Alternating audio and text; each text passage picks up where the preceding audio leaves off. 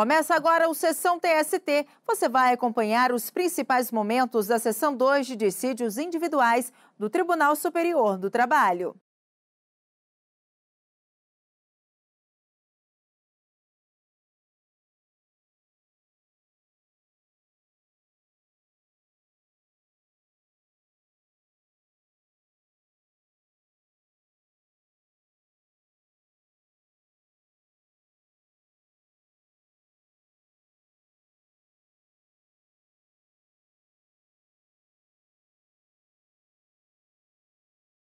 Bom dia a todos, podemos nos sentar. Invoco a proteção de Deus para os nossos trabalhos desta manhã e declaro aberta a nossa 36ª sessão ordinária da SDI 2 do Tribunal Superior do Trabalho. Cumprimento as senhoras e senhores ministros que acompanham, a doutora Cristina Brasiliano, representante do Ministério Público, senhoras e senhores advogados aqui presentes, senhoras e senhores servidores. Essa é a nossa última sessão do ano da SDI 2, já que na próxima terça-feira teremos a sessão do órgão especial de encerramento dos ano judiciário. Então já fica aqui os meus votos de um santo Natal e de um fantástico 2018 para todos. E realmente este ano foi um ano bastante produtivo, além de tudo com fortes emoções, e esperamos que 2018 para todos nós seja um ano mais tranquilo, que vamos dando conta da nossa prestação jurisdicional com o novo instrumental que temos agora, tanto do ponto de vista tecnológico, que é o PJE já implantado em toda a Justiça do Trabalho, também aqui no TST, como o instrumental jurídico com critério de transcendência, combinado com o incidente de recursos repetitivos. Então temos aqui tudo, né, a faca e o queijo na mão para uma prestação jurisdicional nesse tribunal de maior celeridade e qualidade. Então, com a presença do ministro Vieira de Mello Filho, então teremos a preferência com os processos ainda remanescentes de Sua Excelência. Relator excelentíssimo senhor ministro Vieira de Mello Filho, processo RO 109.600, dígito 38, de 2007. Em que são partes Oi S.A. e José Maria Infâncio e Massa Falida e Exa, GTA, Telecomunicações LTDA e outros. Impedido, excelentíssimo senhor ministro Agra Belmonte. Perfeito. Com a palavra o ministro Vieira de Mello Filho. Senhor presidente, senhores ministros, aqui cuida-se de rescisória ajuizada por Oi, denominação atual de Telecom, com fundamento no artigo 485.3569 do CPC de 73, pretendendo a desconstituição do acórdão proferido em reclamação trabalhista, que manteve sua condenação ao pagamento de créditos trabalhistas de forma subsidiária na conformidade da súmula 331.4 da Corte. Julgada improcedente a pretensão e embargos de declaração, a autora interpôs recurso ordinário no qual reafirma a ocorrência de dolo processual, falsidade da prova testemunhal produzida na reclamação e erro de fato na apreciação das provas, não renovando o motivo de rescisão do inciso 5º. O primeiro réu também interpõe recurso ordinário e se insurge contra a condenação da autora ao pagamento de honorários limitados a 2.000. Ambos os recursos admitidos, não houve remessa ao Ministério Público e ao relatório. Eu estou conhecendo pelo pressupostos de cabimento. Quanto ao recurso da autora, primeiro tema, dolo processual. O dolo processual que alude ao inciso 3º do artigo 485 do CPC de 73 ocorre quando a parte impede ou dificulta a atuação processual da parte contrária e, com isso, influencia o juízo, de modo que o pronunciamento teria sido diferente se não houvesse a conduta reprovável do vencedor, determinante para o resultado do julgamento. Eventual ardil no ajuizamento da reclamação trabalhista ou na revelia de uma das reclamadas não impediu ou dificultou a atuação processual da hora recorrente, tampouco influenciou o colegiado prolator da decisão, rescindendo a que se fundamentou na livre apreciação das provas. Estou negando. Falsidade da prova testemunhal. Constatado que a suposta inconsistência da prova testemunhal foi suscitada no recurso ordinário interposto na reclamação trabalhista, argumento examinado e rejeitado no acórdão rescindendo, conclui-se que a real intenção da recorrente é de reparar o suposto erro de julgamento em que teria incorrido o Tribunal Regional, o que confere à ação rescisória inadmissível feição de recurso. Erro de fato. A condenação ao pagamento de diferenças decorrentes de redução salarial e horas extras decorreu do exame da prova produzida na reclamação trabalhista nos estritos termos das alegações expendidas no recurso ordinário. Não enseja o corte rescisório a interpretação dada pelo juiz ao acervo probatório e ao contexto fático, ainda que entenda a parte pela incorreção da decisão, pois a rescisória não se destina a corrigir eventual injustiça cometida pelo julgador. Portanto, estou conhecendo, mas desprovendo o recurso da autora.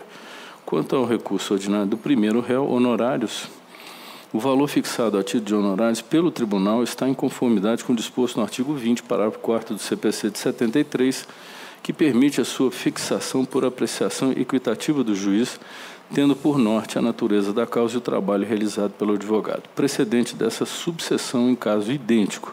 Também estou conhecendo, mas desprovendo o recurso do primeiro réu. Esse é o voto. Perfeito. Eu faço o registro da presença da doutora Márcia. Nem precisa. Perfeito. Então, pergunto só se há divergência. Não há... Não, hã? Eu não voto nesse processo. Não vota. Não, nesse aqui vota? Perfeito. O ministro Vieira de Mello está votando, Vossa Excelência não vota. Pergunto se há alguma divergência. Não havendo, se decide nos termos de voto do relator. Vamos ao próximo. Relator excelentíssimo, senhor ministro Vieira de Mello Filho, processo AGR-RO 5049, dígito 24 de 2010, em que são partes Marques Alexandre Garcia Neves e Ministério Público do Trabalho da Primeira Região e outros. Impedido, excelentíssimo senhor ministro Alexandre Agra Belmonte, não participa, excelentíssimo senhor ministro Breno Medeiros. Então, com a palavra, ilustre relator, ministro Vieira de Mello Filho. Senhor presidente, senhores ministros, esse agravo em recurso ordinário diz respeito ao pedido de intervenção formulado por Marcos Alexandre Garcia Neves na qualidade de assistente litisconsocial. Eu suspendi o julgamento do processo principal em razão desse pedido de intervenção, recebi o memorial dos nobres advogados e agora analiso o agravo que sobrestou o julgamento do RO para o mês de fevereiro. Eu estou conhecendo do agravo porque é tempestivo e representação regular.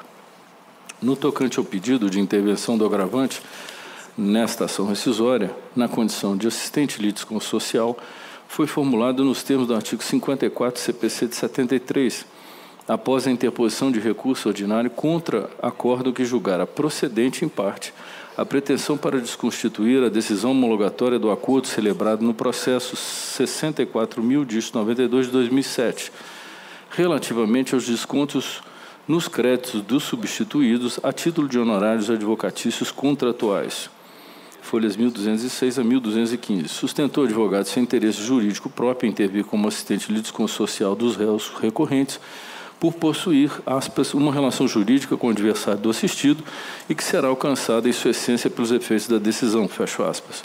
Concedido prazo às partes para manifestarem-se sobre o pedido, o Ministério Público o impugnou sob o fundamento de que eventual interesse do requerente seria meramente econômico, não autorizando sua intervenção no processo da forma como pretendida. Considerando que a pretensão de intervenção no feito foi formulada com respaldo no artigo 54 CPC de 73, convém lembrar que a assistência ali prevista é a litisconsocial, sendo considerado litisconsorte da parte principal o assistente, toda vez que a sentença houver de influir na relação jurídica entre ele e o adversário do assistido. Ao examinar o dispositivo, ensina a professora Tereza Alvim, em Direito Processual de Estar em Juízo, página 227, que pode fazer uso do Instituto assistindo uma das partes, aquele que tem relação jurídica com a parte contrária ao assistido, que será inexoravelmente influenciada pela coisa julgada resultando daquele processo. Esclarece ainda que a assistência litisconsocial é o meio através do qual pode alguém ingressar em processo pendente onde é discutida e será definitivamente julgada pelo Poder Judiciário, lide que lhe diz respeito, principalmente respeito.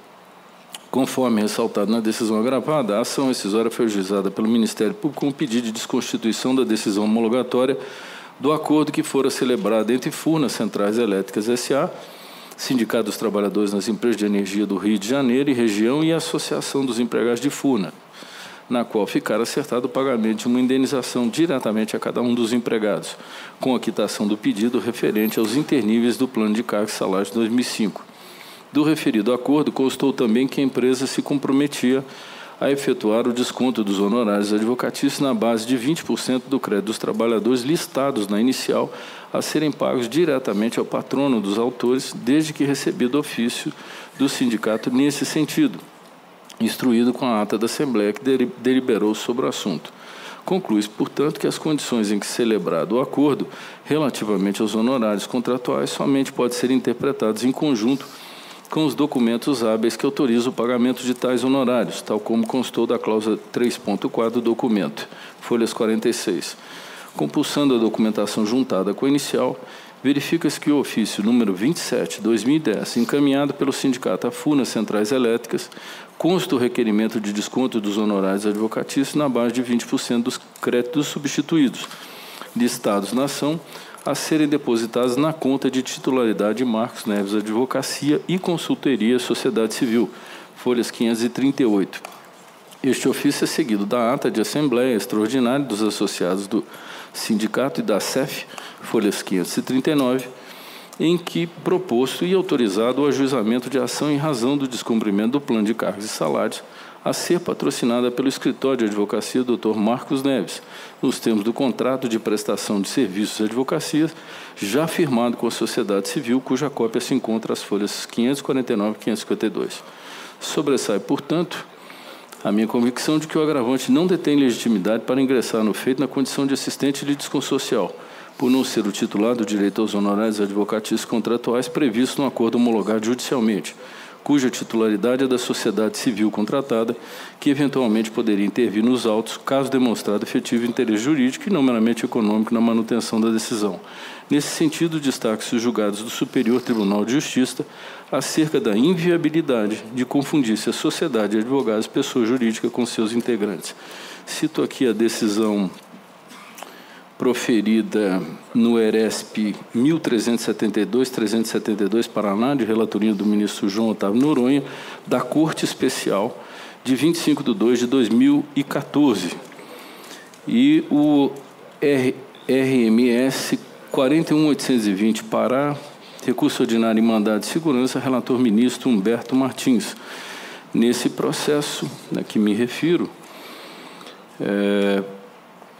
diz o STJ, já afirmou que não é possível se confundir a pessoa jurídica da sociedade de advogados com os causídicos, enquanto pessoas físicas, no debate pertinente ao levantamento de precatórios, que era o caso. No seguinte, também cito a decisão do agravo regimental, no agravo 1.397.911, Rio de Janeiro, de relatoria do ministro Raul Araújo, e também relator ministro Humberto Martins, segunda turma, no agravo regimental no RESP 1.438.262 Piauí. Não infirma esse entendimento a menção feita no agravo regimental aos artigos 22 e 24 da Lei 8.906/94, uma vez que nenhum dos dispositivos trata ou cuida da legitimidade do advogado para pleitear ou contrapor-se à pretensão referente a honorários estabelecidos em contrato firmado com sociedade da qual seja participante, valendo ressaltar que a previsão contida no artigo 23 do referido diploma legal diz respeito exclusivamente a honorários sucumbenciais. Registre, por fim, que, pautada essa conclusão na interpretação do artigo 54, a manutenção, a meu juízo, não configura violação ao artigo 554 da Constituição, ressaltando ainda os aspectos tributários decorrentes dessa questão. Então, meu voto é no sentido de desprover o presente agravo. Perfeito. Pergunto se há alguma divergência. Não havendo Senhor sentido. presidente. Ministra Adelaide, com a palavra. Eu recebi memoriais nesse processo. Eu vou pedir vista em mesa, só para concluir uma análise que eu Então, vista em mesa, ministra Adelaide Miranda Arantes. Próximo. Perfeito. Então, vamos à planilha do ministro Vieira de Mello Filho. Planilha do excelentíssimo senhor ministro Vieira de Mello Filho, processo RO 1044, dígito 95 de 2012, ao processo RO 7700, dígito 74 de 2012. Então, com a palavra o ministro Vieira de Mello Filho. Presidente, eu fico à disposição ou indisposição dos pares. Pergunto se há algum destaque, divergência na planilha do ministro Vieira de Mello Filho. Não havendo, então aprovada a planilha de Sua Excelência. Então, o ministro Vieira de Mello Filho está liberado, então, da sessão. Eu vou guardar vista e mesa, presidente. Perdão. Então, o ministro Adelaide fica ainda com vista e mesa. Vamos às preferências agora normais dos senhores advogados. Relatora excelentíssima senhora ministra Maria Helena Malma, processo RO 1116, dígito 56 de 2015, em que são partes Nelly Maria Ferreira dos Santos Oliveira e Companhia de Desenvolvimento e Ação Regional. Então, com a palavra, a ilustre relatora ministra Maria Helena Malma. Senhor presidente, trata-se de recurso ordinário em mandado de segurança, ato coautor que determinou a garantia do crédito exequendo na reclamação trabalhista originária, sob pena de bloqueio dos ativos financeiros da executada, arquivamento dos autos, perda de objeto. Perda de objeto, mandado de segurança que impugnava a decisão proferida nos autos da reclamação trabalhista matriz, a qual determinou a garantia total da execução sob pena de bloqueio dos ativos financeiros em razão de pagamento do crédito exequente e consequente arquivamento dos autos. Denego a segurança nos termos do parágrafo 5º do artigo 6º da Lei 12.016. Eu nego provimento ao recurso ordinário. Perda de objeto. Perfeito. Doutora Priscila, não sei se está presente. Pergunto se há alguma divergência. Não havendo, se decidimos, temos voto da relatora. Vamos ao próximo. Relatora excelentíssima senhora ministra Adelaide Miranda Arantes, processo RO 6.774, dígito 48 de 2016, em que são partes Marco Aurélio Morales e Companhia Energética São José. Então, com a palavra, a ilustre relatora ministra Adelaide Miranda Arantes. Senhor presidente, trata-se de recurso ordinário, mandado de segurança, ato coautor que indeferiu pedido de antecipação de tutela, tema reintegração no emprego, dirigente sindical e ofensa a direito líquido e certo. É a hipótese em que o mandado de segurança impugna ato que indeferiu o pedido de antecipação de tutela do reclamante, que postulava a reintegração no emprego sob a alegação de ser detentor de estabilidade sindical. Constata-se ofensa a direito líquido e certo do impetrante, tendo em vista que era detentor de estabilidade sindical desde o momento do registro da candidatura ao cargo de presidente do sindicato da categoria profissional. A exigência por parte da autoridade coatora acerca da necessidade de prévio registro do sindicato no Ministério do Trabalho e Emprego para fins de reconhecimento de estabilidade sindical encontra-se superada pela jurisprudência do Supremo Tribunal Federal. Eu trago precedentes no meu voto e conheço do recurso ordinário e no mérito do provimento para conceder a segurança a fim de determinar que seja expedido de imediato o mandado de reintegração ao impetrante, hora recorrente, Marco Aurélio Morales, junto à Companhia Energética São José, nos mesmos moldes do contrato de trabalho vigente à época da dispensa imotivada. E, no caso de descumprimento, estabelece-se multa diária de R$1.000 a ser revestida a favor do impetrante, limitada a R$50.000, custas em reversão pela recorrida no importe de R$20, arbitradas na forma do artigo 789, caput da CLT, diante do valor dado à causa de R$1.000. Oficie-se com urgência à autoridade coatora e ao presidente do Tribunal Regional do Trabalho da 15ª Região, cientificando-os do inteiro teor desta decisão. É o meu voto, senhor presidente. Perfeito. Por enquanto, apenas o registro, doutor Ronaldo? Sim, excelência. Perfeito. Pergunto se não há divergências. Tá. Pergunto se há alguma divergência. Não havendo, se decidimos, temos o voto da relatora. Eu aproveito a oportunidade para desejar a todos um Feliz Natal e um próximo Ano Novo também muito profícuo, tal como foi esse 2017. Agradeço a atenção e um bom dia a todos. Agradecemos também essa manifestação. Peço então que seja apregoado o próximo processo. Relator excelentíssimo, senhor ministro Douglas Alencar Rodrigues, processo reexame necessário, recurso ordinário 35, dígito 34, de 2015, que são partes Distrito Federal e Ana Cecília de Freitas Santos e outros. Então, com a palavra, ilustre relator, ministro Douglas Alencar Rodrigues. Também aqui, recurso ordinário interposto contra acórdão lavrado pelo Egrégio 10º Regional no exame de ação rescisória. O Distrito Federal, na condição de terceiro interessado, busca desconstituir decisão proferida pelo Egrégio 10º Regional, na qual foi reconhecido, com base no Plano de Cargos e Salários de 2002, o direito ao reenquadramento com vinculação da remuneração aos subsídios dos procuradores do Distrito Federal e com sectários salariais vencidos e vincendos a grupo de 5 advogados da CAESB contratados entre os anos de 2007 e 2008. Na petição inicial, consta a alegação de que a pretensão, então, deduzida pelos autores, teria sido considerada contrária ao inciso 13 do artigo 37 da Carta da República, segundo decisão do Tribunal de Contas do Distrito Federal. A Corte Regional, embora o relator originário tenha sinalizado pela legitimidade ativa do Distrito Federal, acabou concluindo pela ausência da referida condição da ação, sinalizando que o interesse do Distrito Federal seria meramente econômico ou patrimonial, na linha da jurisprudência desta Corte. Estou observando, senhor presidente, senhoras e senhores ministros, que no âmbito do Distrito Federal há uma lei complementar específica, a Lei Distrital 395 de 2001, em cujo artigo 4º, incisos 5, 16 e 25, há a expressa previsão de que o ente federado deve promover todas as ações voltadas à defesa dos postulados da legalidade e da moralidade. Me parece configurar essa situação uma hipótese singular e, por isso, afastar a jurisprudência desta Corte, que reconhece a ilegitimidade ativa em face da ausência de interesse também dos entes federados que buscam a defesa de patrimônio de suas entidades da administração indireta.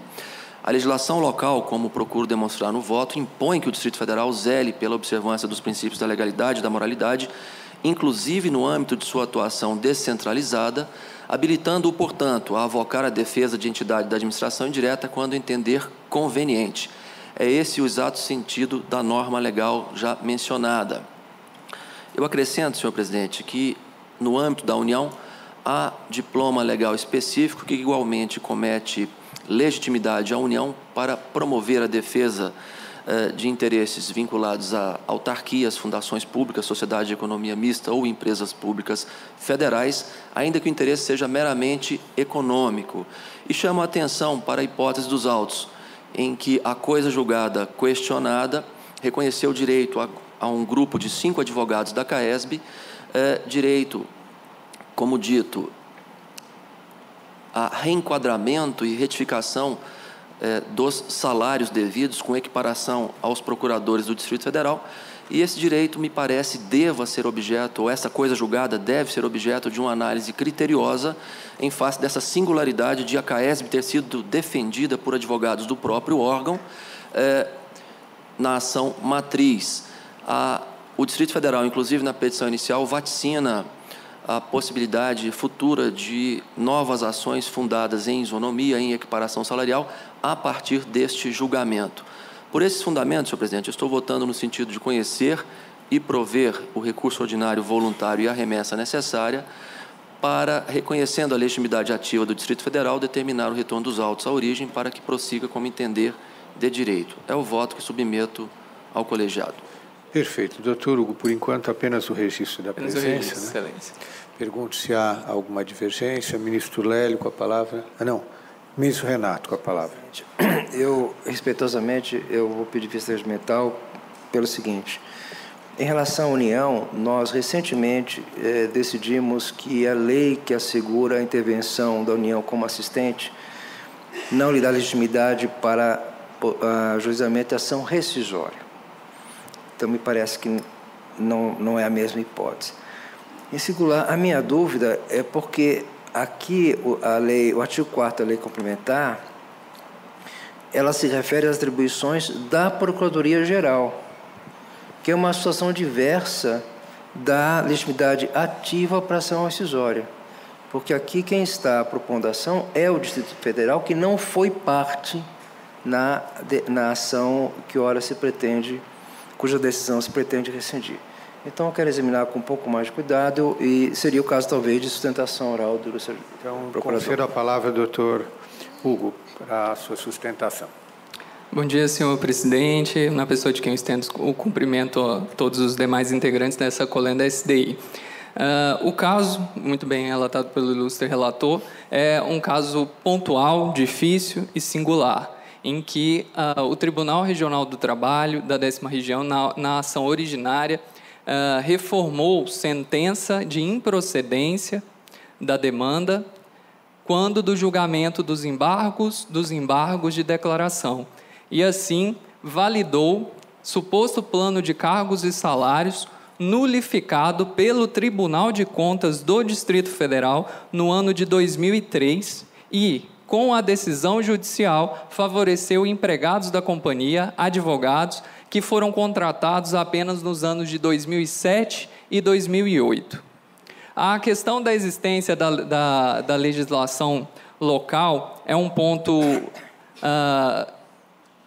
que já foi explorado e bastante debatido, e, de fato, há essa possibilidade. A legislação local é específica e possibilita que a Procuradoria do DF, em nome do Distrito Federal, atue nas causas em que vislumbre eventual dificuldade ou eventual interesse na defesa das demandas tratadas, especialmente nos casos em que o próprio corpo jurídico da companhia era interessado na demanda em questão. Mas a causa em si ainda tem outras peculiaridades que atraem a prova e demonstram o interesse jurídico do Distrito Federal no ajuizamento da ação rescisória. Nos autos, Excelência, da ação rescisória, na petição inicial da ação rescisória, o Distrito Federal, ao ajuizar, cuidou de, em primeiro lugar, colocar como litisconsorte ativo facultativo a companhia de abastecimento, isto é, a CAESB, a fim de que, na eventualidade de ser discutida a legitimidade do Distrito Federal, a eventual atuação da companhia no polo ativo facultativo sanasse qualquer problema de discussão de legitimidade em relação a essa ação rescisória. Acontece, Excelência, que desde o início o Tribunal Regional do Trabalho tem declarado a legitimidade do Distrito Federal, declarou a legitimidade do Distrito Federal para ajuizar o feito, e são os dizeres do relator, do ilustre relator no Tribunal Regional da 10ª Região, que era patente a legitimidade do Distrito Federal. Quando agravada a liminar, a Corte Regional também declarou a legitimidade do Distrito Federal quando do julgamento do agravo regimental. Contudo, subitamente, quando do julgamento do mérito da ação rescisória, declarou a ilegitimidade do Distrito Federal. Isto é, Excelência, de acordo com os princípios basilares inaugurados, positivados, melhor dizendo, pelo Código de Processo Civil, houve uma dinâmica processual que trouxe, sem dúvida,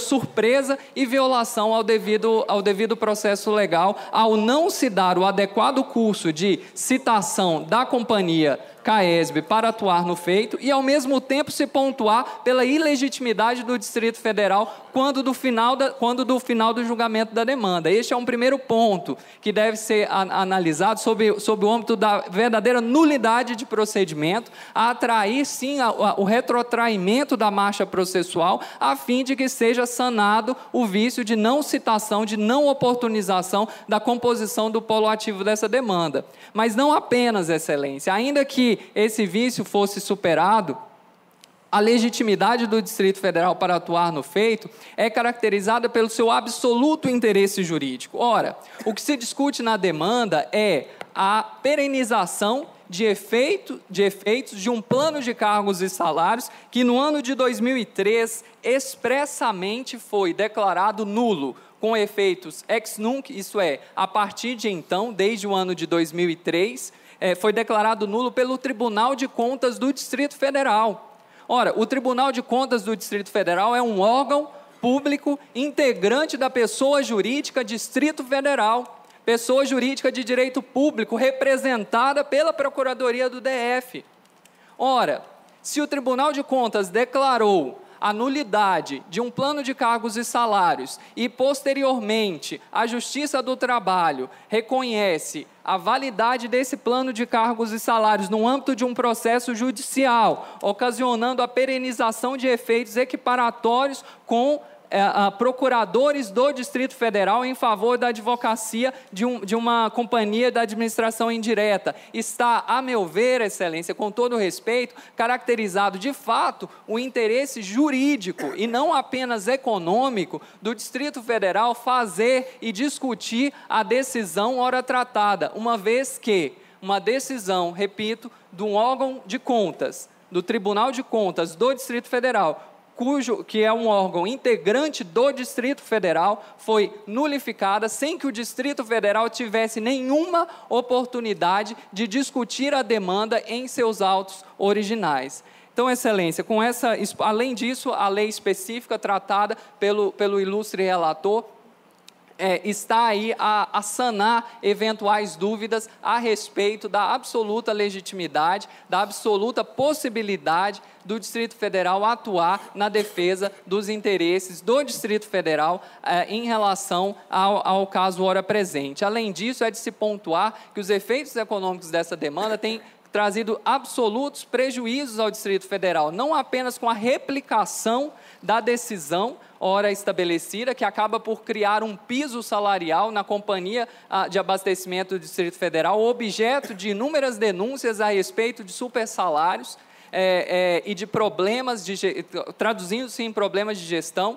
Essa decisão, ora em execução, está no patamar de mais de 6 milhões de reais em 2015 para apenas 5 reclamantes, Excelência, o que traduziu-se na penhora de um bem público em que a CAESB trata, que é destinado à questão de abastecimento no âmbito da CAESB. Então, por todas essas posições, eu sei que a ação rescisória não é para se discutir a justiça de uma decisão, mas por todas essas argumentações jurídicas e que eu creio efetivas, é que eu peço, Excelência, o julgamento e a procedência, a declaração de legitimidade do Distrito Federal, seja no reconhecimento da legitimidade, seja na declaração de nulidade por vício de procedimento, a fim de que os autos possam retornar à sua origem e ser citada a CAESB para que então decida se comporá ou não o polo ativo facultativo da demanda, conforme autoriza o Tribunal Superior do Trabalho em sua súmula 406. Muito obrigado pela atenção. Perfeito. O ministro Renato, então, fica com vista regimental, com notas taquigráficas, inclusive da sustentação oral. Vamos ao próximo. Relator excelentíssimo, senhor ministro Douglas Alencar Rodrigues, processo RO 412, dígito 93, de 2011, em que são partes Itaú Unibanco S.A. e Caixa de Previdência dos funcionários do Sistema Integrado Banerj Previ, Banerj Irene Guimarães Soares. Então, com a palavra, ilustre relator, ministro Douglas Alencar Rodrigues. Pois não, presidente, recurso ordinário em ação rescisória, ação proposta inicialmente perante o Tribunal Regional do Trabalho da Primeira Região. São suscitadas questões de natureza processual. A primeira diz respeito à irregularidade de representação processual, que eu estou refutando, considerando que, segundo a diretriz da OJ 151 desta subseção, poderes exclusivos para a propositura de ação rescisória não são exigidos. O que não se admite é a atuação do advogado com instrumento de mandato outorgado com poderes específicos para o ajuizamento de reclamação trabalhista. E, no caso, a procuração concedida com amplos poderes da cláusula adjudícia, sem restrição qualquer, mostra-se plenamente válida na linha da já mencionada orientação jurisprudencial 151. O segundo tema envolve a ilegitimidade ativa ad causam, também não reputo configurada. Questiona-se se a autora, que é viúva e pensionista do reclamante na ação matriz, teria ou não legitimidade ativa para a presente ação, pois não teria participado da transação envolvendo a Previ Banerj e o ex-empregado. Segundo sustenta o recorrente, a hipótese do inciso 1 do artigo 487 do CPC de 73 não se relaciona com a presente situação. Também aqui, com a devida vênia, é evidente que a legitimidade ativa da autora para a lide rescisória se faz configurada na condição de sucessora do ex-empregado. É a hipótese de sucessão processual fundada no artigo 43, combinado com o artigo 487, inciso 1 do Código de 73. O questionamento seguinte envolve a violação da coisa julgada formada na mesma relação processual, pretensão rescisória escudada no inciso 4 do artigo 485 do CPC de 73.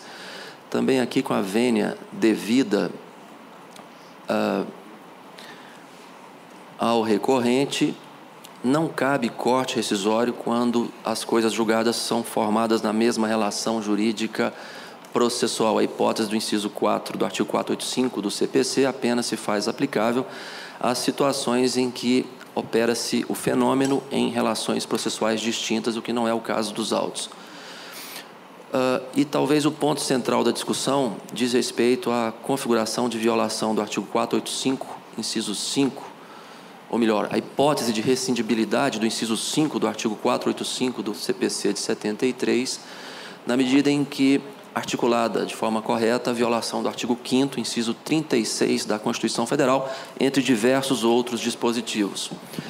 Apenas para aclarar o debate, trata-se de ação rescisória na qual a autora postula a desconstituição da coisa julgada formada na reclamação trabalhista, invocando o inciso 5 do artigo 485 do Código de 73. Com relação às matérias suscitadas nos artigos 397, 462 do Código de 73, 147 do Código Civil, 9º, 444 e 477, parágrafos 1º e 2º da CLT, não há campo possível para a cognição pretendida por imposição da súmula 298 desta Corte.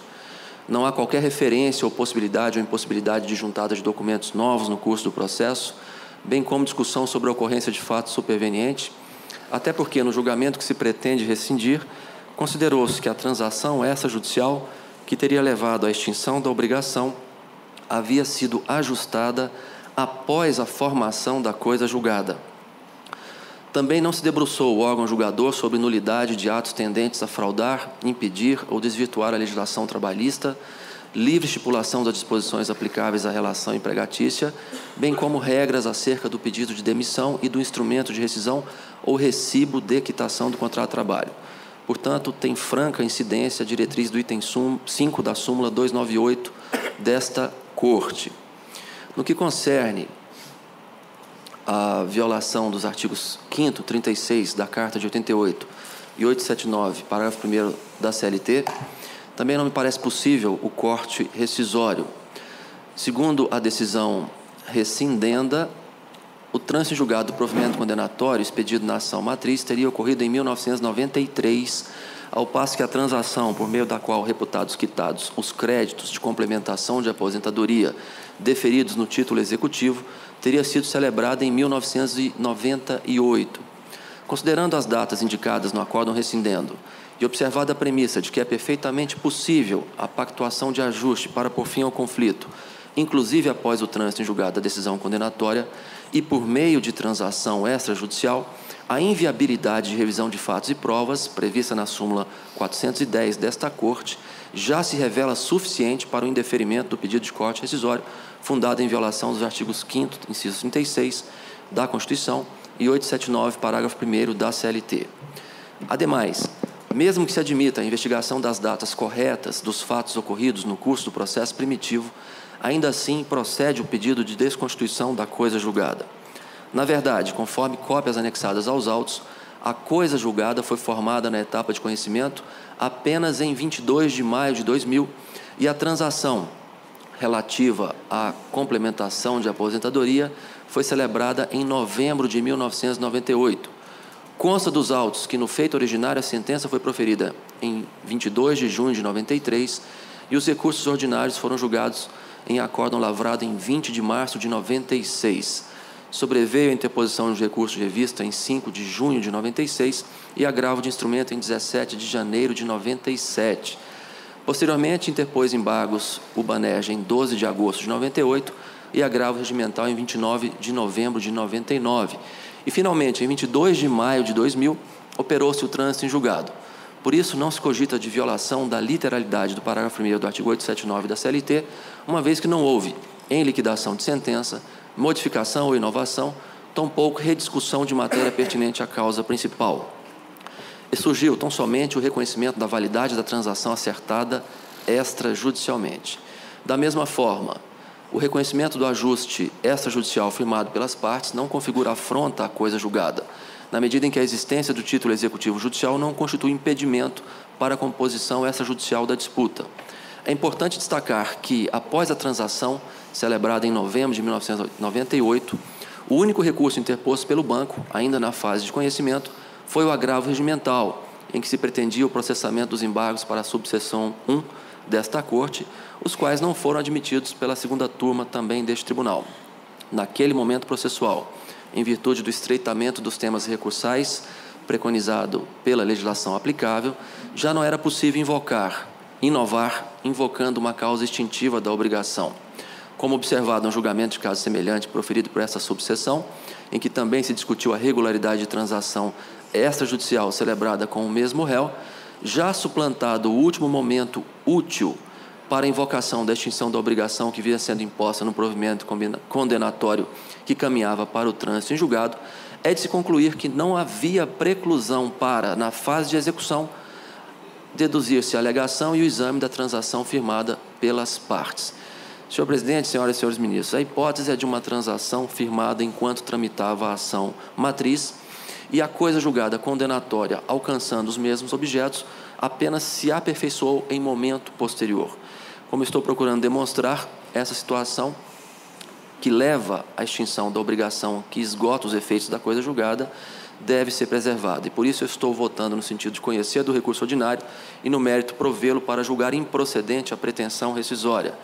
E também acrescento a incidência dos honorários advocatícios, fixados em 15% sobre o valor atribuído à causa, a cargo da autora, cuja exigibilidade ocorrerá somente na hipótese dos artigos 11, parágrafo 2º e 12 da referida Lei de Assistência Judiciária. Invertidos os ônus da sucumbência, no que concerne também às custas, fica a parte autora isenta do respectivo recolhimento, por se tratar de beneficiário da justiça gratuita. É esse o voto. Então, por enquanto, eu registro a presença do Dr. Vitor e doutora Lorena. Deseja fazer uso da palavra? Senhor presidente, eu peço apenas o registro da presença. Só o registro da presença. Então, o registro da presença de ambos os advogados. Pergunto se há alguma divergência. Presidente. Ministro Lélio. Peço vista regimental, presidente. Vista regimental, então, ministro Lélio Bentes Correia. Vamos ao próximo. Senhor presidente. Senhor presidente, fica registrada. Fica garantida a sustentação oral em caso de divergência. Muito obrigado. Perfeito. A minha vista em mesa, quando Vossa Excelência... Então, podemos chamar nesse momento. Retorno de vista em mesa, concedida a excelentíssima senhora ministra Adelaide Miranda Arantes, processo em que é relator excelentíssimo senhor ministro Vieira de Mello Filho, processo AGR-RO 5049, dígito 24, de 2010. Então, com a palavra, a ministra Adelaide Miranda Arantes. Senhor presidente, muito rapidamente, o pedido de intervenção na ação rescisória, que se encontra em grau de recurso ordinário, ele foi motivado pelo requerente em razão de ter firmado um contrato de honorários advocatícios entre a Sociedade Civil Marcos Neves Advocacia e Consultoria, a qual o ora agravante integra como pessoa física. E no contrato foi estipulado o pagamento de honorários advocatícios sobre os créditos dos substituídos nas ações coletivas. Eu pondero que, mesmo não defendendo o formalismo em excesso, pareceu-me que a hora agravante não teria mesmo legitimidade nesse caso concreto. E foi essa a minha preocupação, também com a celeridade, pois não reconhecida a legitimidade da pessoa física do titular da sociedade, esta fica com o direito de demandar pelo que considera seu direito. Eu vou acompanhar o voto do doutor relator, senhor presidente. Perfeito. Pergunto se há alguma divergência. Não havendo-se, nós temos o voto relator. Presidente, pela ordem, concluído esse julgamento, então indago que meu voto originário do RO está pronto. ministro Emanuel aludiu à primeira sessão de fevereiro. Sim. Que seria dia 5. Eu indago se esses processos todos poderiam ser julgados no dia 12, segunda sessão de fevereiro. Pode, eu peço. Eu já estou com voto pronto então, do original. Os advogados já teriam ciência, já se arrasta. Perfeito. Não há objeção de Sua Excelência. Aí, dia 12 é carnaval, então seria depois. Depois do dia 12. Perfeito. Então, a primeira sessão que tivemos depois da sessão de abertura da SDI 2. Okay. Perfeito, pode ser. Muito obrigado, peço licença para me retirar e desejo um bom trabalho a todos. Perfeito, agradecemos. Então, vamos continuar. Próximo.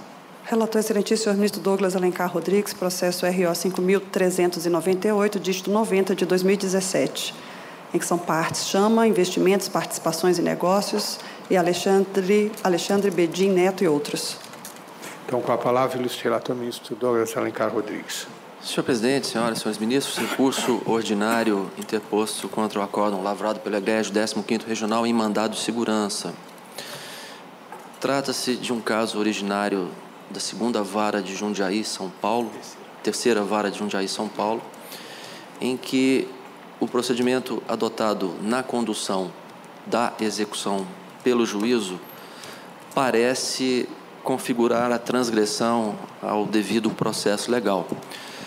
Examinando os autos, eu fiquei em dúvida a propósito da contagem do prazo decadencial para o exame, para a presente impetração, e inclusive recebi os ilustres advogados em audiência e fiz alguns questionamentos na ocasião acerca dos marcos temporais relevantes para o enquadramento jurídico da controvérsia. Os ilustres advogados, de forma diligente, peticionaram, trouxeram peças que não estavam residindo nos autos da ação mandamental, com o propósito de nos auxiliar para a composição da disputa. Mas, examinando, presidente, a jurisprudência desta Corte, e especificamente a súmula 415, me parece que esses documentos não podem ser objeto de consideração, lamentavelmente, neste momento processual. É que a súmula 415 estabelece que, exigindo o mandado de segurança prova documental pré-constituída, inaplicável o artigo 321 do CPC de 2015, quando verificada na petição inicial do mandamus a ausência de documento indispensável ou a sua autenticação. E restauro aqui, repriso vários precedentes desta Corte, segundo os quais deve a parte impetrante demonstrar o direito líquido e certo mediante prova pré-constituída no instante da impetração. Na hipótese dos autos, não vieram aos autos com os documentos acostados à peça de ingresso, cópia da decisão em que se teria firmado a tese hostilizada, qual seja a recusa ao reconhecimento da nulidade processual decorrente de vício de citação. Tampouco veio aos autos a certidão da respectiva intimação. A certidão em referência, como sabemos, é documento indispensável para a comprovação da data da ciência do ato impugnado e aferição do prazo decadencial. Em face da ausência destes documentos, mostra-se inviável o processamento da ação mandamental. E é por esse motivo que eu estou votando no sentido de extinguir o processo de ofício sem resolução do mérito, aplicando o artigo 485, inciso 1 do CPC de 2015, além dos artigos 6º e 10 da Lei 12.016 de 2009. Há um segundo capítulo que envolve a imputação de indenização por litigância de má-fé, matéria suscitada em contra-razões, que não me parece configurada a má-fé, e por isso estou votando pelo indeferimento deste requerimento. É esse o voto em síntese, presidente. Então, doutor Rômulo. Peço a palavra pela recorrente, excelência. Então, tem procuração dos autos? Sim. Então, pelo tempo regimental, lhe é assegurada a palavra. Senhor presidente, egrégio colegiado, ministro relator, fez uma breve exposição, onde é possível verificar que se trata de nulidade absoluta do processo em razão de ausência de citação e ausência de intimações. Efetivamente, a Chama Investimentos, ela foi arrolada no polo passivo de uma reclamação trabalhista. Ela é a segunda reclamada, no total de 3 empresas reclamadas. numa reclamação em que o reclamante alega a existência de grupo econômico e indica um endereço apenas para a citação e demais intimações dessas empresas. O reclamante faz a mera alegação, sem juntar qualquer comprovante de existência de grupo econômico, para que as empresas fossem, e pede que as empresas fossem citadas na rua Alberto Puccini, número 166, Jundiaí, São Paulo. O juiz de origem, Dr. Jorge Souto Maior, da Terceira Vara de Jundiaí, acolhe a alegação de grupo econômico, determina a realização de uma audiência una, apenas a primeira reclamada vai a essa audiência, a segunda reclamada chama e a terceira não são presentes. Sobrevém a sentença de procedência do pedido, de 29 de abril de 2011, e aqui a gente destaca um ponto importante, bastante relevante da sentença, onde há uma afirmação inverídica de que a chama teria sido citada, e diz o juízo, aspas, ocorre que se evidencia que as reclamadas se confundem, vez que foram citadas no mesmo endereço, e essa é a afirmação inverídica, além do que é incontroverso que a terceira reclamada faz parte do quadro societário da primeira, bem como o foi a segunda até meados de 2007, considerando que a rescisão contratual ocorreu em setembro de 2009, portanto, dentro do prazo de 2 anos após a saída da segunda reclamada do quadro societário da primeira, esta não tem sua responsabilidade afastada, fecha aspas. Eu faço questão de ler esse trecho da sentença, eu entendo relevante, porque ainda com relação à chama, ainda tem essa controvérsia em relação ao tempo que a chama, a época que a chama saiu da sociedade e a época em que houve a rescisão do contrato.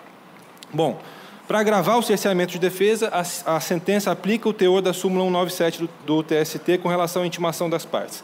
A sentença transita em julgado, inicia-se a execução e o juiz marca a audiência de conciliação na execução para o dia 31 de julho de 2014. E as folhas 522 da reclamação trabalhista é acostada pela primeira vez um aviso de recebimento dos Correios atestando que o destinatário chama não havia sido encontrado no endereço da rua Alberto Puccini, número 166, ou seja, o processo transcorreu ele todo sem o conhecimento da segunda reclamada.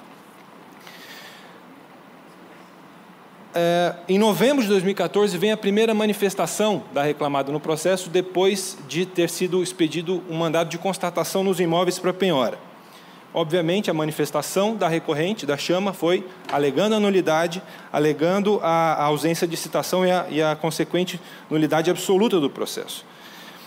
O juiz de piso, quanto com relação a esse pedido, deu uma decisão dizendo o seguinte, aspas, por fim, no que tange às alegações de nulidade da segunda reclamada, folhas tais, anote-se a procuração de folhas tais e aguarde-se audiência para deliberação quanto ao procedimento, fecha aspas. Essa decisão foi proferida no dia 24 de novembro e a audiência ocorreu no dia 25 de novembro.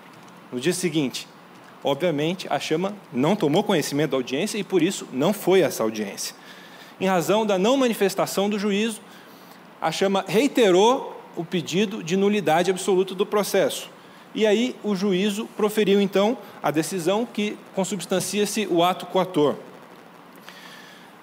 Bom, alega que diz o juízo que haveria a questão do grupo econômico, não se manifesta sobre a nulidade e, no final, faz uma singela ameaça.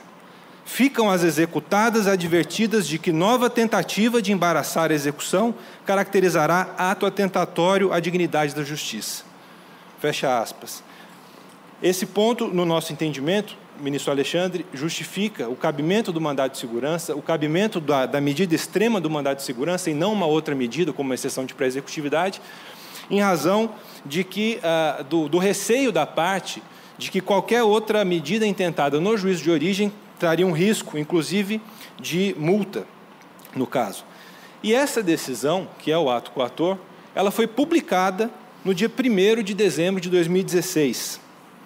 Então, nós temos essas premissas de que realmente aquela decisão seria o ato coator, de que esta decisão teria sido publicada no dia 1º de dezembro de 2016 e o mandado de segurança foi impetrado no dia 3 de março de 2017. Isso consta, inclusive, num acórdão recorrido.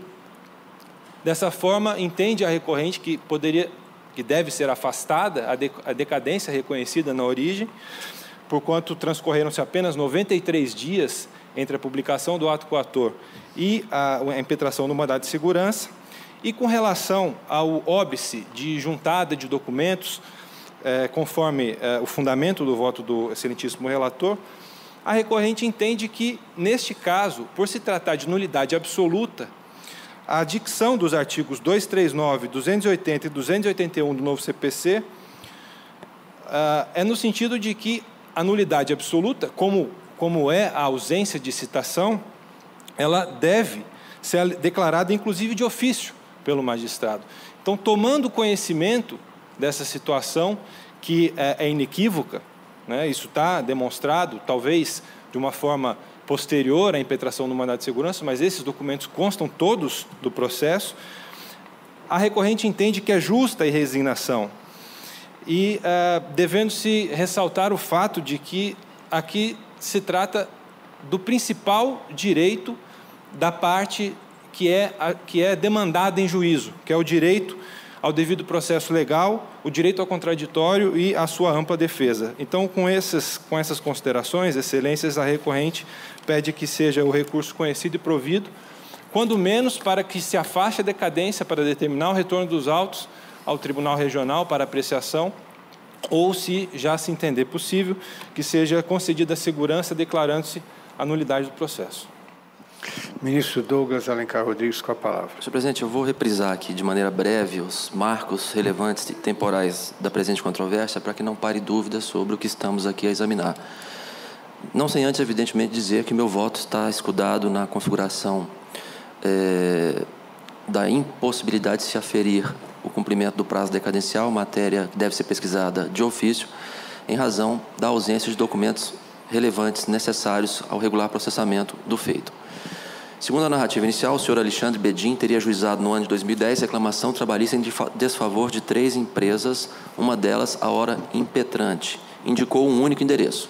Somente a primeira reclamada compareceu à audiência, que se realizou em março de 2011. Na ocasião, a empresa contestante informou, inclusive, que a impetrante havia sido sua sócia, deixando a sociedade em meados de 2007. O provimento condenatório editado pelo juiz da Terceira Vara de Jundiaí, no qual reconhecida a configuração do grupo econômico, transitou em julgado sem que a impetrante sequer soubesse da existência do feito. Segundo se consta dos autos, apenas tomou conhecimento da reclamação em novembro de 2014, quando peticionou requerendo a decretação da nulidade. O juízo da Terceira Vara determinou apenas que se aguardasse a audiência, mas sem especificar a data do referido ato processual. Este evento, a audiência, ocorreu apenas em 25 de novembro de 2014, sem que a impetrante e as demais reclamadas tivessem sido comunicadas. Posteriormente, nova petição foi apresentada com renovação do requerimento de decretação de nulidade do processo, sendo que o despacho desse novo pedido foi no sentido de que já foi reconhecido o grupo econômico e que nova tentativa de alegação de nulidade seria considerada ato atentatório à dignidade da justiça. Então, a partir desses dados, nós observamos o seguinte: a sentença que declarou o grupo econômico foi proferida em abril de 2011. A petição ao juízo de Jundiaí, suscitando o vício de citação, foi apresentada em novembro de 2014. Quando o feito já estava na fase de execução, houve uma audiência na qual apenas compareceram a reclamante e a primeira reclamada. Em julho de 2016, já sob novo patrocínio, a impetrante reiterou o requerimento de nulidade do processo por vício de citação, mas não fez juntar aos autos, no momento da impetração, cópia da decisão em que a autoridade judicial, em resposta ao requerimento apresentado em julho de 2016, teria assinalado que nova tentativa de arguição de nulidade seria considerada ato atentatório à dignidade da justiça. Também não apresentou cópia da certidão da respectiva intimação. É por isso que, prejudicada a análise da tempestividade da ação mandamental, a súmula 415 nos impõe a extinção do processo sem resolução do mérito. Peço o vênia ao advogado para ratificar o voto já oferecido. Pergunto se há alguma divergência. Ministro Alexandre Agra. Presidente, seria o caso aqui, eu penso, de exceção de pré-executividade, inclusive sem a necessidade de depósito, já que nós estamos tratando de nulidade. e o mandado de segurança não seria viável a priori por conta disso. Todavia, a notícia realmente de que teria havido uma advertência na primeira vez em que a parte ingressa nos autos, praticamente a primeira vez que a parte ingressa nos autos, dizendo que se ela tomar qualquer providência, nesse caso, então, isso será considerado ato atentatório. Aí, realmente, me parece que surge a violação que ensejaria a medida que não era cabível até então, que era o mandado de segurança. Chama atenção para o fato de que, embora nós tenhamos agora o incidente de desconsideração da personalidade jurídica, penso que nós deveríamos ter também um incidente de caracterização do grupo econômico, a fim de evitar problemas do gênero. Não aqui, porque desde o início já se pedia a caracterização, mas em outros processos onde essa caracterização é feita de forma incidental e sem maiores formalidades. Mas o ministro Douglas, ele me esclarece agora, eu ia até pedir vista do processo, mas ele me esclarece que, com os documentos apresentados com mandado de segurança, e esses documentos, eles devem fazer prova pré-constituída, não constou exatamente essa decisão onde se adverte quanto ao embaraço à execução, que isso seria ato atentatório, porque aí é que residiria o cabimento do mandado de segurança. E, realmente, se existe esse defeito de peça processual, não tem como o mandado de segurança poder ser apreciado em sua inteireza. Então, por tais razões, eu acompanho o voto do outro relator. Pergunto se há alguma divergência. Não havendo, se nos temos o voto do relator. Vamos ao próximo. Relator excelentíssimo, senhor ministro Douglas Alencar Rodrigues, processo RO 1014, dígito 52, de 2017, em que são partes Expresso, Satélite Norte LTDA e TCB Transporte Coletivo Brasil e outros. Então, com a palavra, ilustre relator, ministro Douglas Alencar Rodrigues. Senhor presidente, senhoras e senhores ministros, trata-se de mandado de segurança aviado contra a decisão na qual rejeitada a exceção de pré-executividade.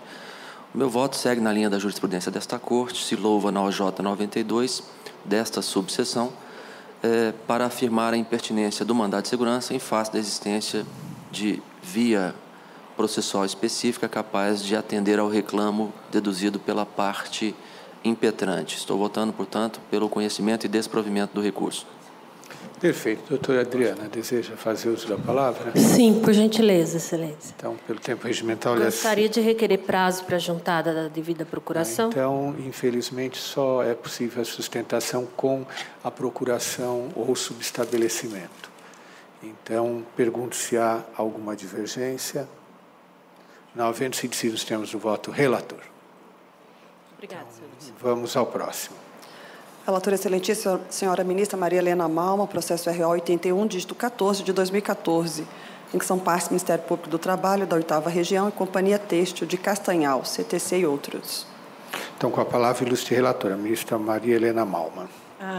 Senhor presidente, essa colhendo a segunda subseção, na sessão do dia 14 de março de 2017, já decidiu um caso idêntico em que o sindicato, ao ajuizar ação coletiva para a defesa dos direitos dos empregados de sua categoria, agiu na condição de substituto processual, como autorizados nos artigos 8º, 3 da Constituição Federal de 88 e 195, parágrafo 2º, 513-A da CLT, não se tratando da hipótese prevista na Lei 8.078/90, que trata de ações civis coletivas que objetivam a defesa do consumidor, devendo ser aplicadas subsidiariamente, tão somente nos casos de omissão das normas do processo. Mas, conforme dispõe o artigo 794 da CLT, nos processos sujeitos à apreciação da Justiça do Trabalho, só haverá nulidade quando o resultado dos atos inquinados manifesta prejuízo às partes. Desta forma, ainda que se considerasse aplicável no caso em questão contido no artigo 92 da Lei 8.078, que prevê a obrigatoriedade da intimação do parquê nas ações civis coletivas, em que não seja parte, sob pena de nulidade, o mesmo deve ser interpretado conjuntamente com os dispositivos contidos na CLT. Assim, a eventual ausência de intimação do Ministério Público do Trabalho somente acarretaria nulidade quando restar comprovado o manifesto prejuízo às partes, ônus da prova, que compete a quem alega nulidade, em caso ao Ministério Público, que não ocorreu no presente caso. De outra parte, a análise acerca da aplicação ou não da norma contida no artigo 92 da Lei 8.078 ao processo de trabalho nos casos de ajuizamento de ação coletiva pelo sindicato atuando como substituto processual tem construção meramente jurisprudencial, cuja interpretação, até o momento, continua sendo passível de controvérsia nos tribunais. Portanto, a pretensão rescisória calcada no artigo 485, 5 do CPC de 73, em razão de suposta ofensa aos artigos 92 da Lei 8.078, 5º parágrafo 1º da Lei número 7347, 84 e 246 do parágrafo único do CPC de 73, com relação à necessidade de intimação do MP para atuar como fiscal da lei nas ações coletivas ajuizadas pelo sindicato na condição de substituto processual e seu caráter de nulidade de pleno direito independe de prejuízo em contra-óbice na súmula 83 dessa Corte. Em suma, senhor presidente, eu proponho negar provimento ao recurso ordinário. É assim que eu voto. Perfeito. Doutora Patrícia, apenas o registro da presença? Sim, excelência. Ajuntada também do subestabelecimento, por favor. Então, ajuntado do subestabelecimento, deferido, feito o registro. Pergunto se há alguma divergência. Não, senhor presidente, me parece... A matéria... Ministro Alexandre, com a palavra. Perdão. Me parece que essa matéria já restou pacificada aqui, no RO 136-62, relator ministro Renato Lacerda Paiva. Eu faço apenas esse registro, que pode ser que seja interessante para a inclusão. Perfeito. Então, se decide a unanimidade, nós temos o voto do relator. Na ementa. Vamos ao próximo. Retorno de vista regimental, concedido ao excelentíssimo senhor ministro Douglas Alencar Rodrigues, processo RO 19, dígito 39 de 2014, em que é relatora, excelentíssima senhora ministra Adelaide Miranda Arantes, que votou no sentido de conhecer do recurso ordinário das RES, rejeitar a preliminar de nulidade do acordo do TRT e, no mérito, dar-lhe provimento para julgar improcedente a ação rescisória. Os excelentíssimos senhores ministros Vieira de Melo Filho, Renato de Lacerda Paiva e Alberto Bresciani votaram no sentido de negar provimento ao recurso ordinário das RES. Não participou do início do julgamento, excelentíssimo senhor ministro Lélio Bentes Correia, e não participam deste julgamento os excelentíssimos senhores ministros Breno Medeiros e Alexandre Agra Belmonte. Houve sustentação oral. Então, com a palavra, ministro Vistor Douglas Alencar Rodrigues. Senhor presidente, normalmente eu não costumo ler votos, não, mas sim, hoje, excepcionalmente, eu estou promovendo a leitura porque os casos que estão remanescendo nesta última sessão do ano exigem, para mais ampla compreensão de todos, a análise detalhada das singularidades de cada caso examinado. O presente processo já esteve em pauta por mais de uma ocasião e as questões debatidas já foram esgrimidas com maestria pela eminente ministra Adelaide, ministra relatora, e igualmente foram também considerados em votos judiciosos, votos dissonantes lavrados pelos ministros Vieira de Melo Filho, Renato Lacerda Paiva e Alberto Bresciani. Fundamentalmente, cabe a este tribunal aferir se a Corte Regional Paulista, ao proferir a decisão rescindenda, concedeu indevidamente efeitos infringentes aos embargos de declaração que foram opostos ao acórdão lavrado em agravo de petição, violando preceitos de lei e igualmente incidindo em erro de fato, de modo a viabilizar o corte rescisório com fundamento no artigo 485, incisos 5 e 9 do CPC de 73. Antes, porém, de expor as razões que animam o meu voto, ressalto que a diligência que propus em sessão realizada no último dia 5 de dezembro, para que fossem colacionadas peças processuais relevantes para a mais ampla compreensão da disputa, não se fazia de fato necessária, como foi bem observado pela douta ministra relatora em despacho lavrado nos autos. Apenas para registro e esclarecimento a vossas excelências e às partes aqui presentes, que estão acompanhando com grande atenção este julgamento, informo que o acesso ao arquivo digitalizado presente na folha espelho do andamento processual pelo sistema ESIG está composto por 524 páginas e não contempla efetivamente as peças processuais antes referidas, sendo esta a razão que animou a sugestão de diligência realizada em sessão anterior. Após aquela sessão, no entanto, recebi a informação, obviamente desconhecida por mim, de que há possibilidade de acesso à íntegra dos autos da ação rescisória, que conta com mais de 6.000 páginas, mediante acesso a um botão próprio, mantido também no sistema ESIG. Então, presidente, eu quero aqui confessar que aprendi a trabalhar também com o sistema ESIG a partir deste julgamento. Anotando, portanto, escusas pessoais pelo contratempo causado, cumpre retomar o julgamento da causa, cujos efeitos ou desdobramentos envolvem, como é por todos sabido, a desconstituição do acórdão proferido em embargo de declaração, opostos a acórdão lavrado em agravo de petição, no qual reconhecida a nulidade da arrematação e o direito à remissão do bem empenhorado, com base em 2 linhas de fundamentação autônomas e independentes.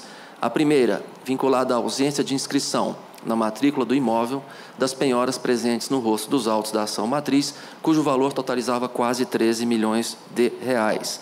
Tratava-se de medida prevista no artigo 142 da Lei dos Registros Públicos e cuja inobservância acarretou a nulidade da asta pública.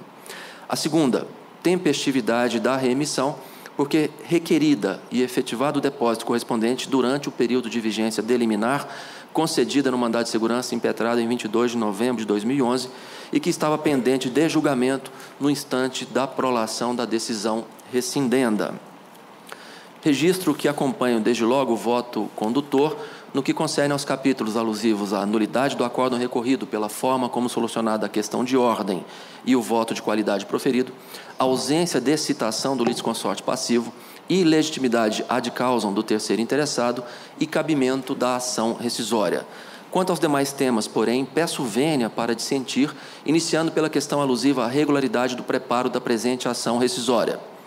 Na petição inicial, informaram os autores que o depósito prévio corresponderia a R$ 3.042.000, na medida em que o valor total da execução, incluídas as penhoras no rosto dos autos da ação principal, perfazia, em 8 de novembro de 2011, a quantia de R$ 13.227.921,70.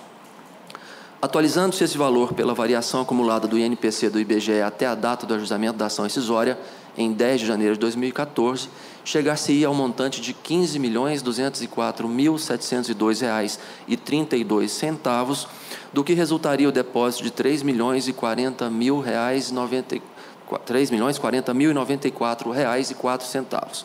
O depósito prévio foi realizado em valor ligeiramente superior, como dito, no importe de R$ 3.042.000.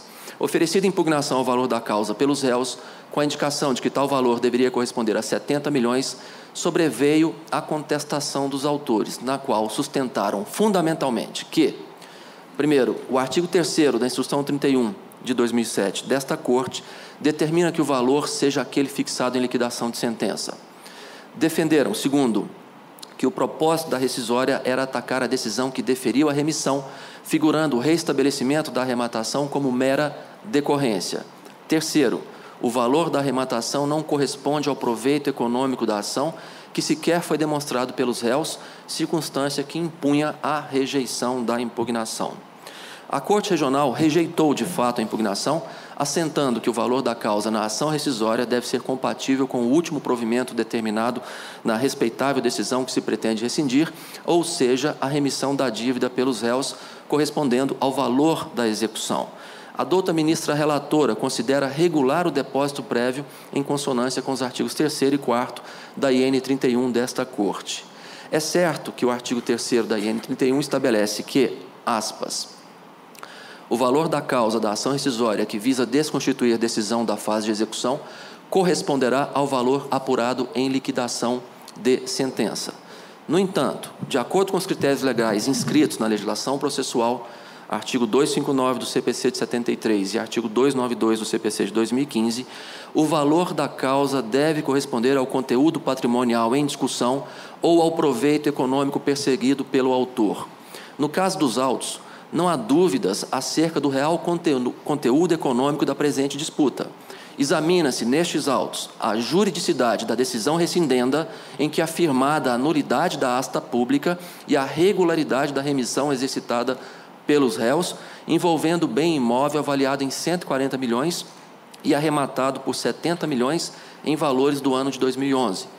Por isso, se for julgado procedente o pedido deduzido na petição inicial desta ação rescisória, com a desconstituição da coisa julgada censurada e o reestabelecimento da arrematação, a consequência será a incorporação ao patrimônio dos autores do bem imóvel arrematado por 70 milhões, como eles próprios reconhecem na resposta oferecida à impugnação ao valor da causa. É esse, portanto, com todas as vênias, o exato conteúdo econômico da controvérsia, não o valor pendente da execução alusiva às penhoras no rosto dos autos, de resto, já integralmente quitada ainda no ano de 2011. Fosse a controvérsia estabelecida entre os exequentes e os executados, envolvendo decisão lavrada em fase de cumprimento da sentença, o conteúdo econômico do conflito, de fato, corresponderia ao valor atualizado da execução nos modos do artigo 3º da IN 31. Definitivamente, o valor remanescente da execução em nada vincula os litigantes nesta ação rescisória, como de resto já não os vinculava nos próprios autos da ação matriz, no curso dos debates que levaram à edição da decisão rescindenda. O equívoco na leitura do artigo 3º da IN 31 parece-me evidente e manifesto. Afinal, com o resultado positivo, insisto, da asta pública realizada e o reconhecimento do interesse jurídico dos arrematantes, a disputa travada naqueles autos da ação matriz e que se projeta na presente rescisória apenas remanesce em torno da titularidade do bem imóvel expropriado, cujo valor, insista-se com escusas pela redundância, em nada se comunica com o valor das execuções. Nesse sentido, resta inafastável a conclusão de que o valor da causa nesta ação rescisória apenas poderia corresponder aos 70 milhões de reais que deveriam ser reajustados até a data da proposta da ação, viabilizando a definição do depósito prévio de 20%, a que alude o artigo 836 da CLT. Peço, pois, vênia para dissentir e reconhecer não atendido o pressuposto processual específico, votando pela extinção do processo sem resolução do mérito na forma legal, de vez que se trata de ação proposta na vigência do CPC de 73, quando não se admitia diligência para saneamento. Senhor presidente, essa é a posição inicial que peço seja anotada em certidão de julgamento. Mas eu avanço nas minhas considerações porque já houve a prolação de 4 votos por ilustres ministros desta subseção, acompanhando o respeitável voto condutor. Por isso, me parece conveniente seguir na análise das questões suscitadas. Como dito antes... Ministro Douglas, vamos fazer uma coisa, então. Vamos votar essa preliminar e depois verificamos, porque daí eu ouviria a ministra relatora e os demais que votaram, acompanhando Sua Excelência em relação a essa questão preliminar, porque senão Vossa Excelência já avança com toda a parte de mérito. Podemos fazer dessa forma? Ministra Adelaide. Senhor presidente, se me permite só um brevíssimo esclarecimento ainda aos ilustres membros da subseção. Este voto foi concluído hoje às 7 horas e 40 minutos. Por isso eu não o enviei antes, de forma impressa para todos, mas está disponibilizado no sistema desde as 7 horas e 40 minutos. Perfeito. Ministra Adelaide Miranda Arantes.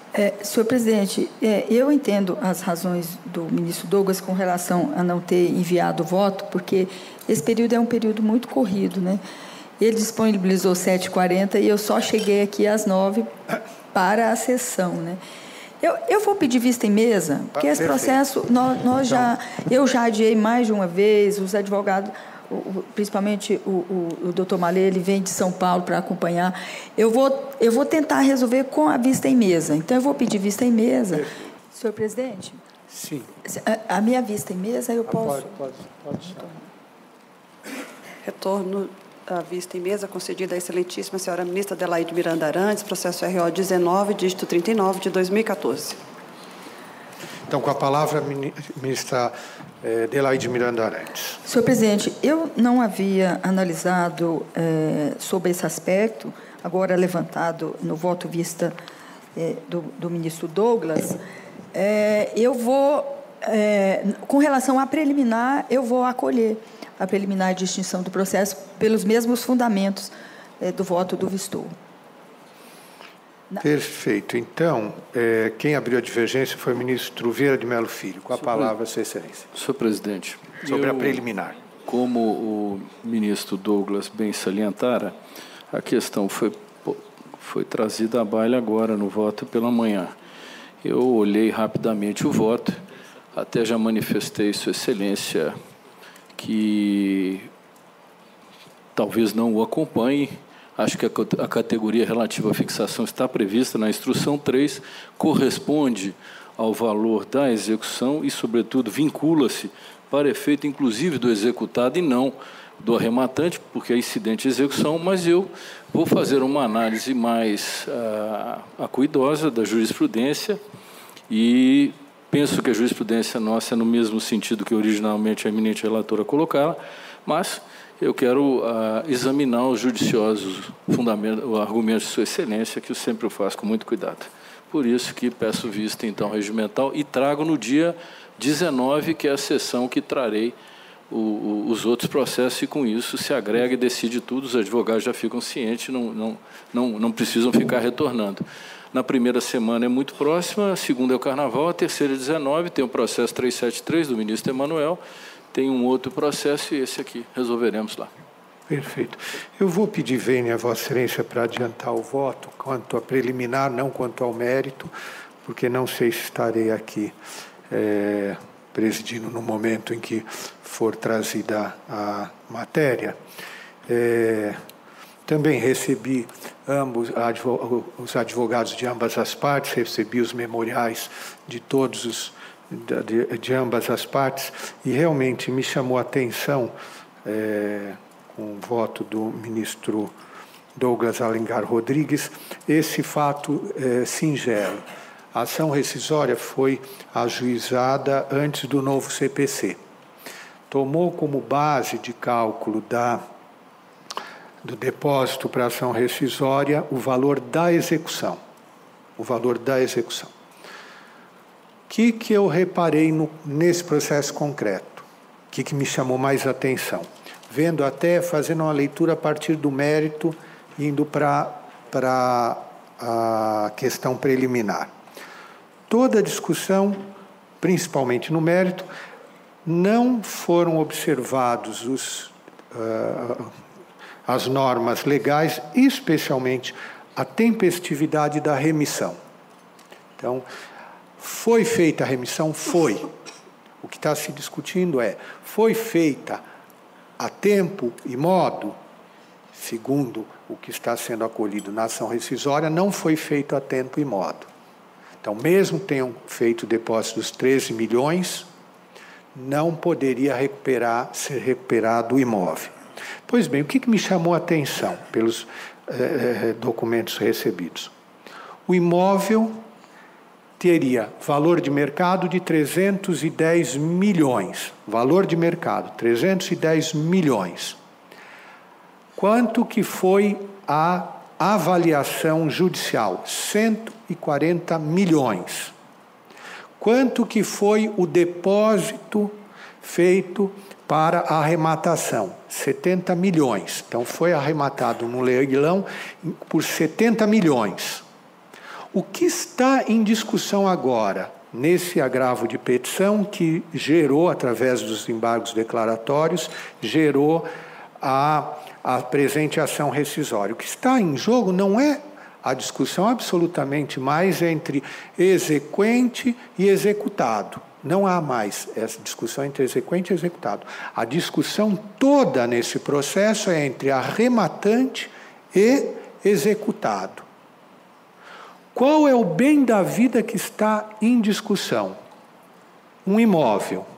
Valor de mercado, 300 milhões, valor avaliado, 140 milhões, valor pago, 70 milhões, equivalente a 25% do valor de mercado. 70 milhões.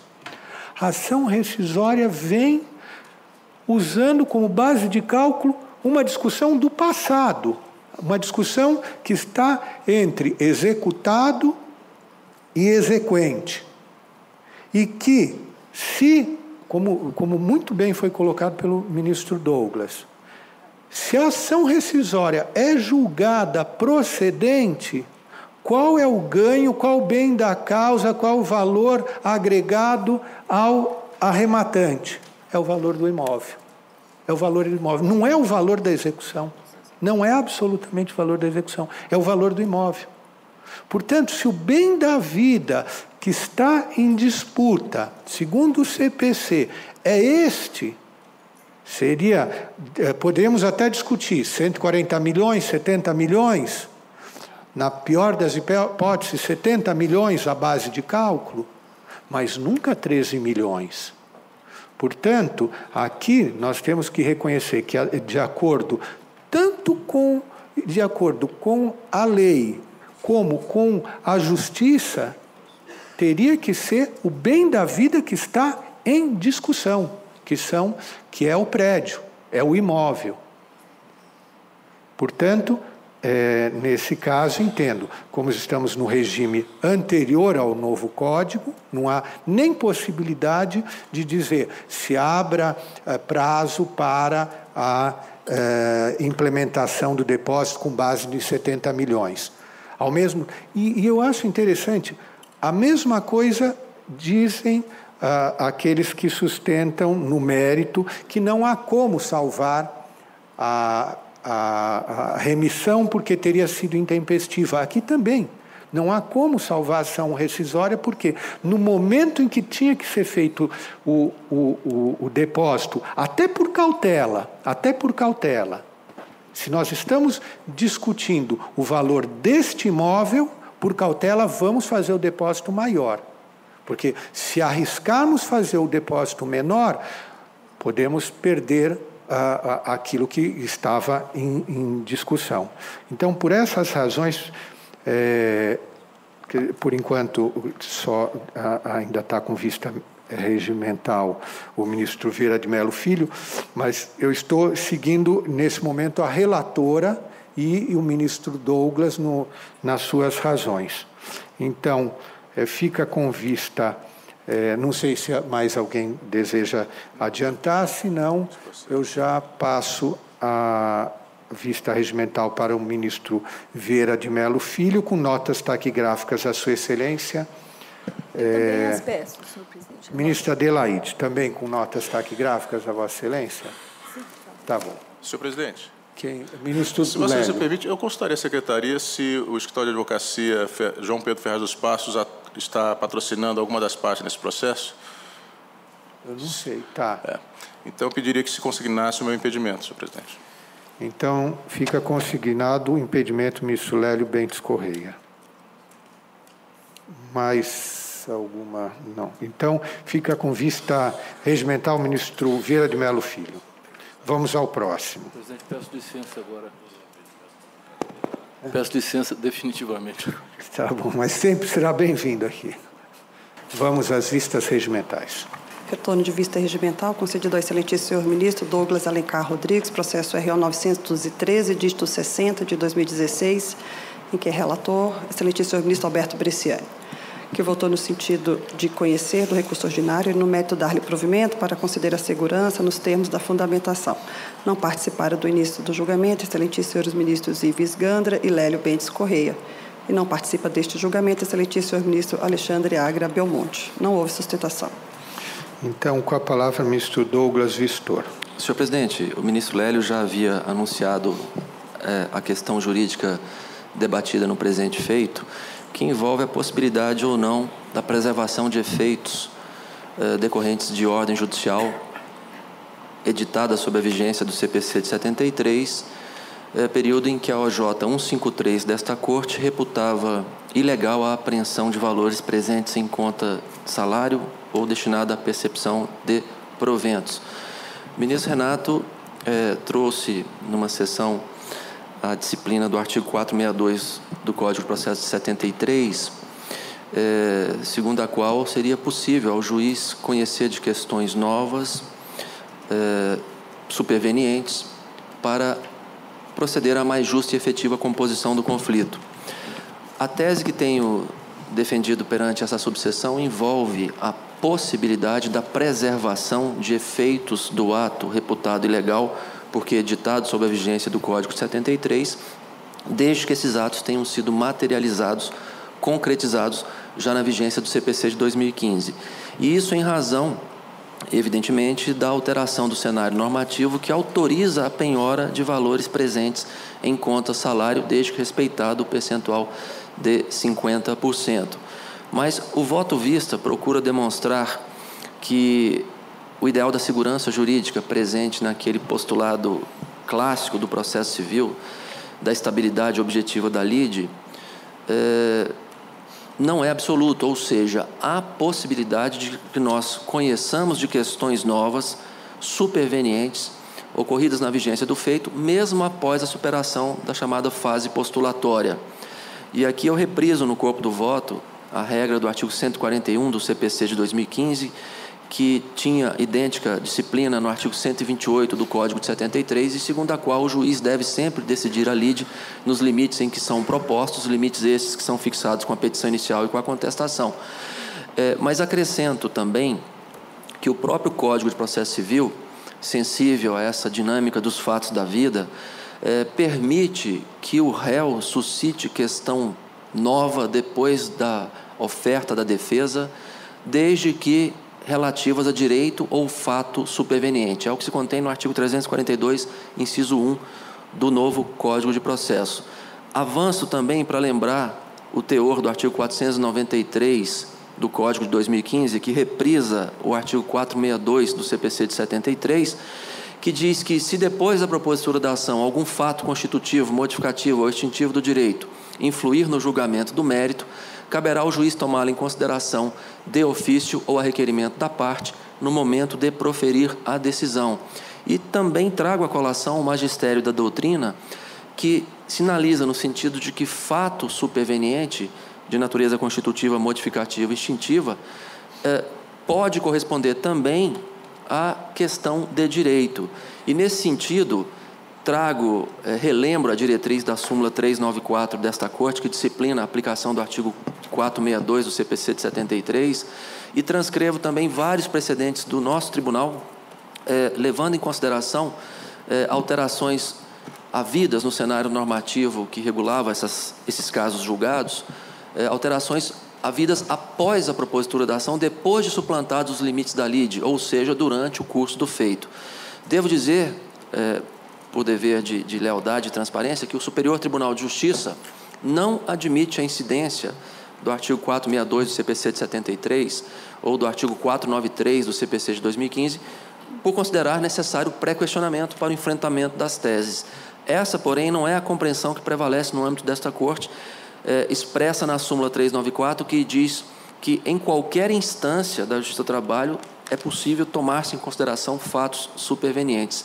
E no voto avanço para demonstrar, quando menos do ponto de vista lógico, pragmático, que a concessão da ordem para tornar sem efeito os atos de apreensão concretizados na vigência do CPC de 2015, mesmo que os comandos judiciais correspondentes tenham sido editados na vigência do CPC de 73, não faria sentido, porque a concessão da ordem faria com que o juiz da execução imediatamente reestabelecesse a ordem de apreensão, que poderia alcançar os mesmos valores, porque sequer haveria tempo, a depender da forma como o juiz conduz a sua execução, para que esses valores fossem liberados ao executado. Então, presidente, fundamentalmente são essas as considerações que procurei expor a Vossas Excelências nos votos vistas que estão referidos. Apenas para finalizar, o ministro Lélio, Vossa Excelência e o ministro Alberto pontuaram um aspecto interessante a propósito da incidência da OJ 127.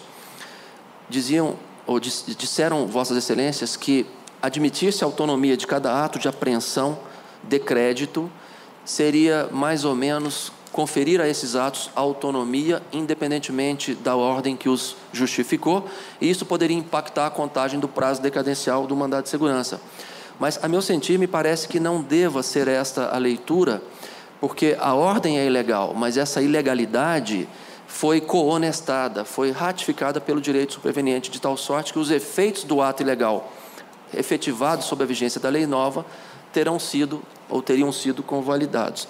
É nesse sentido, presidente, que eu estou, então, votando no sentido de negar provimento ao recurso ordinário, reconhecendo a licitude das penhoras dos proventos realizados a partir de 18 de março de 2016, com a máxima vênia ao culto ministro relator.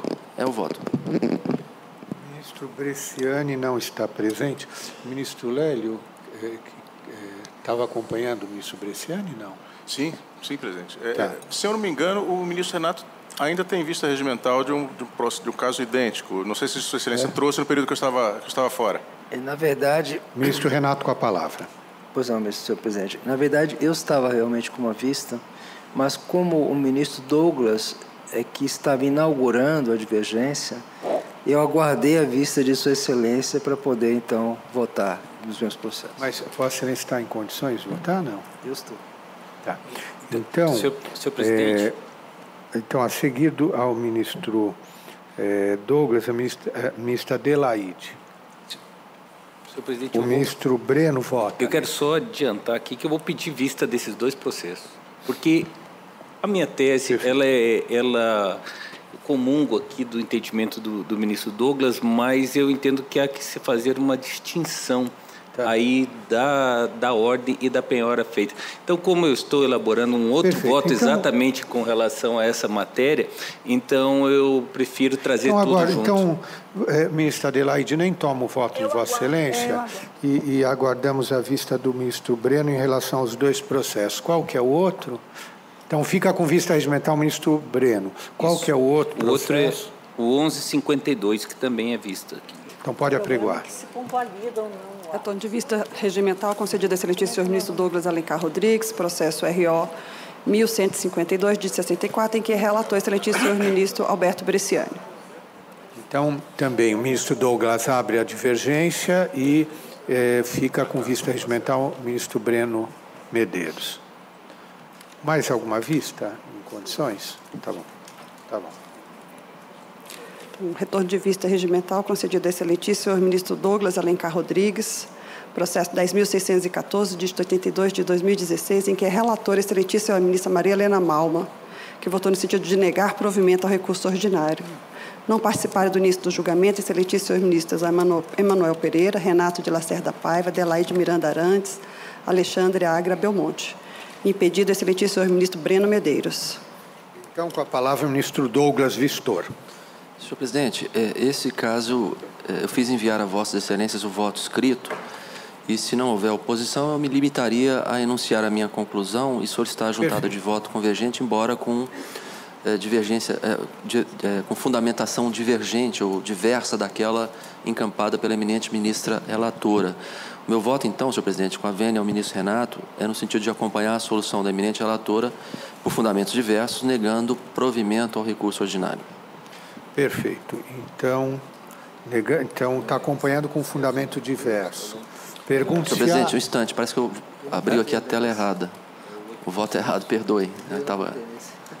Então, com a palavra, o ministro Douglas. Senhor presidente, também enviei a Vossas Excelências o voto convergente à hipótese do mandado de segurança que se volta contra a decisão judicial em que não se abriu prazo para o recurso sob o pressuposto de que teria havido equívoco na intimação da decisão. Estou acompanhando a eminente relatora porque a parte, nessas condições, deveria manipular o seu recurso de imediato se denegado fosse o processamento respectivo interpor agravo de instrumento. Portanto, havia, como de fato há, via processual idônea a defender, a viabilizar a defesa do interesse veiculado do mandado de segurança, razão pela qual, com fundamento na OJ 92, sigo com a eminente relatora. Então, pergunto se há alguma divergência. Não havendo, se decide os termos de voto da relatora com juntada de voto convergente do ministro Douglas Alencar Rodrigues. Vamos ao próximo.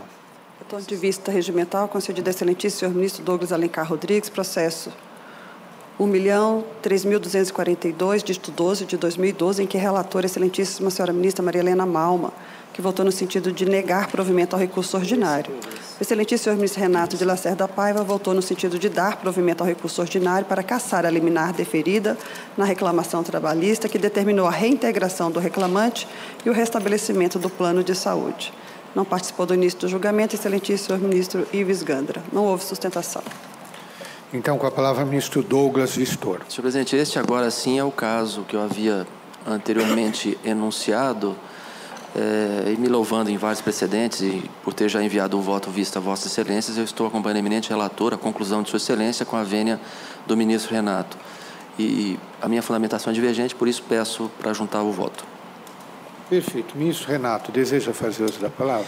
Senhor presidente, houve ordem de reintegração porque o reclamante foi acometido por cardiopatia grave. Eu entendo que não se trata da hipótese da súmula 400 e foge agora. Não é doença grave que cause discriminação, não é? Então é por isso, eu já até encaminhei, eu acho que meu voto na sessão passada aos senhores ministros. Perfeito. Então eu estou abrindo divergência. Mantendo a divergência. Ministro Breno. Senhor presidente, eu estou votando com a fundamentação convergente do ministro Douglas. Quer dizer, pedindo vênias ao... negando provimento, mas por fundamento diverso. Exatamente. Tá. Deixa eu só por aqui. Ministro Emanuel. Eu também, senhor presidente, eu vou pedir vênia à ministra Maria Helena. Estou acompanhando, mas com os fundamentos trazidos pelo ministro Douglas. Ministro Lélio. Presidente, dos elementos trazidos nos autos, consta-se que a demissão do reclamante se deu quando se encontrava em tratamento médico, não se encontrava, portanto, em condições de rigidez para emprestar-se validade ao ato demissional, portanto, esses elementos, a meu juízo, justificam a providência cautelar deferida pelo juízo de origem e, portanto, eu acompanho a eminente relatora. Ministra Adelaide.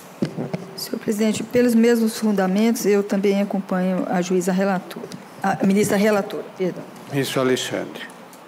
Presidente, a controvérsia, ela diz respeito à verificação se a cardiopatia grave ela está ou não incluída no âmbito da súmula 443 desta Corte.